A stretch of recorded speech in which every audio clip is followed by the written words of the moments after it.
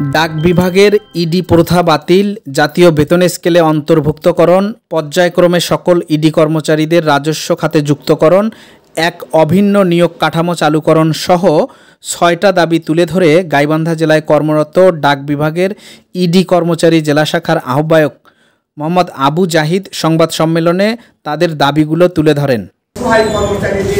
আপনাদের মাধ্যমে মাননীয় প্রধানমন্ত্রীর কাছে সবিনয় অনুরোধ, আমাদের বেতন ভাতা দোহা চাকামার্কা খাঁটি সরিষার তেল।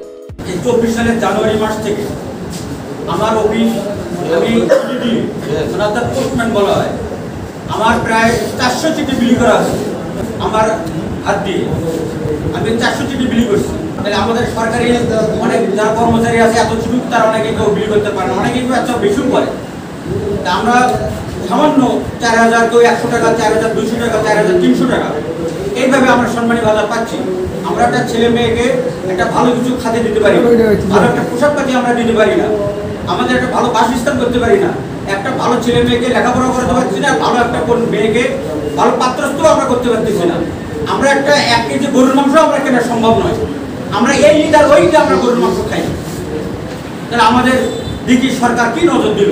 আমাদের একটা দাবি মাননীয় প্রধানমন্ত্রীর কাছে আমার আকুল আবেদন, এবং মাননীয় ডাকমন্ত্রীর কাছে আমাদের আকুল আবেদন, আমাদের ওসিডি আমাদের সম্মানীয় বেতন ভাতা আমাদের দ্বিগুণ করার জন্য অনুরোধ জানাচ্ছি, এবং পর্যায়ক্রমে আমাদের এই ইডি কর্মচারীদেরকে রাজস্ব খাতে নেওয়ার জন্য আমরা স্যার কাছে আমরা অনুরোধ জানাচ্ছি। আমরা আচ্ছা, আপনারা তাহলে বলতে চাচ্ছেন যে এই যে অতিরিক্ত কর্মচারী, আপনারা এই শব্দটা আপনারা মানে ঘুচাতে চাচ্ছেন, এই দুঃখটা আপনারা আপনাদের রাজস্ব শাখায় নেওয়া হোক, এইটাই তো মূল দাবি, এইটাই মূল দাবি। গাইবান্ধা শহরের কাচারীবাজারস্থ গাইবান্ধা প্রেস ক্লাবে ৮ জুন শনিবার সকাল 11:30টায় তারা জানান, গাইবান্ধা জেলায় প্রায় ৩০০ জন সহ সারা দেশে প্রায় ২৩,০০০ ইডি কর্মচারী নামমাত্র ভাতায় চাকরি করে আসছে। এই সামান্য টাকায় তাদের সংসার পরিচালনা করা খুবই অসাধ্য হয়ে পড়েছে। বিভাগীয় আছে, সবগুলোতে কিন্তু ভবন আছে, আর আমরা যারা শাখা অফিসে আছি তারা কারো হলো কোনো ভবন নাই। আবার আমরা করি কি, কেউ দোকানে অফিস চালায়, কেউ হলো ভাড়া দিয়ে, কেউ স্কুলে ঘরে, কেউ আবার আপনার হলো ঠিক আছে। আমাদের নির্দিষ্ট কোনো নাই। মুসলিমেও কয়েকটা অফিসে ভবন আছে, মানে সরকারি কিন্তু টাকা দিয়ে ওরা নির্মাণ করেছে। হ্যাঁ, বলেন